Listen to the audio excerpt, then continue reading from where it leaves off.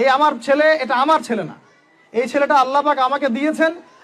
বিশ্বাস করেন আমরা তো ওকে নেওয়ার জন্য চেষ্টাও করি নাই।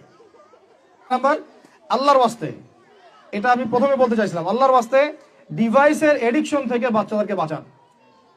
ডিভাইসের এডিকশন এত মারাত্মক যে আমি নিজে এখন কোরআনের আয়াত ভুলে যাচ্ছি দিন দিন।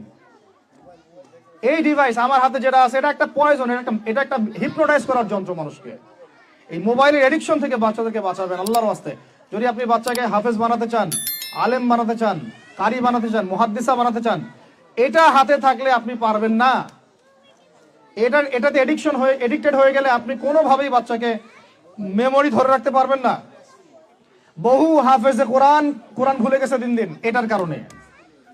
এটার মধ্যে অ্যাডাল্ট্রি অনেক কিছু আছে, ওরা এগুলো বোঝে, ওরা এগুলো এখন বোঝে, কিন্তু ওরা ছোট নাই এখন। এগুলো একটা কার্টুন দেখতে গিয়ে ওরা 10টা দেখে ফেলবে, আজে বাজে জিনিস দেখে ফেলবে। এটার মানে ব্যবহারটাকে নিয়ন্ত্রণ করেন, ডিভাইস এডিকশনটা বন্ধ করেন। আল্লাহ পাক তৌফিক দান করেন, আমিন। 5 নাম্বার হচ্ছে ম্যানুফ্যাকচার্ড কোনো খাবার বাচ্চাদেরকে খাওয়াবেন না।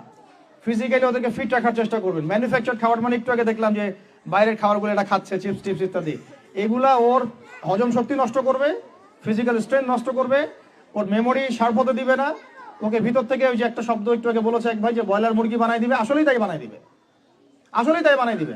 আমরা ঢাকা শহরে যখন থাকি, ছেলেপেলেদের 15 বছরের ছেলের ভুঁড়ি দেখলে আমাদের মনে হয় যে কি একটা অবস্থা। ফাস্টফুড, পিৎজা, বার্গার, কফি, এইগুলাই ওদের জীবন। তো এইরকম হইলে এই ছেলেপেলেগুলো না ফিজিক্যালি স্ট্রং থাকতে পারবে না মেন্টালি। আর মনে রাখবেন, কোরআনে আল্লাহর কিতাবের মধ্যে আল্লাহ পাক নেতৃত্ব দেওয়ার 2টা গুণাবলী বলেছেন। কয়টা বলেন? মাত্র 2টা। নেতৃত্ব দেওয়ার জন্য ওই রকম জায়গায় যেতে হলে 2টা গুণাবলী এনশিওর করতে হয়। একটা হচ্ছে ফিজিক্যাল স্ট্রেংথ, একটা হচ্ছে ইলমের স্ট্রেংথ। বাসতাতাম ফিল জিসমি ওয়াল ইলম আও বাসতাতাম ফিল ইলমি ওয়াল জিসম, মানে জ্ঞানে এবং দৈহিক শক্তিতে বলীয়ান হওয়া।